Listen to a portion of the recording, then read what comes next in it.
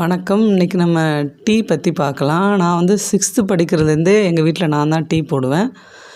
பார்த்திங்கன்னா பால் கூடவே நம்ம டீ தூளும் சர்க்கரையும் ஒன்றா சேர்ந்து நல்லா கொதிக்க வச்சு வடிகட்டி நாங்கள் எல்லாம் குடிச்சிருவோம்.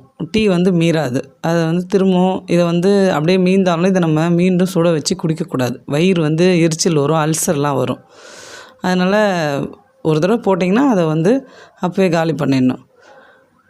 ஆனால் எங்கள் பையன் என்ன பண்ணுவான்னா, அவன் வந்து அடிக்கடி டீ குடிப்பார். எங்கள் பையன், எங்கள் வீட்டுக்காரன் அவங்க என்ன பண்ணுவாங்கன்னா, பால் தனியாக டிகாஷன் தனியாக கொதிக்க வச்சுப்பாங்க. அப்போ பால் நல்லா கொதிச்சு அது நல்லா காஞ்சோடனே எடுத்து வச்சுட்டு, டிகாஷன் தனியாக அது சாறு இறங்கினோடனே எடுத்து வச்சுட்டு 2த்தையும் மிக்ஸ் பண்ணி குடிப்பாங்க.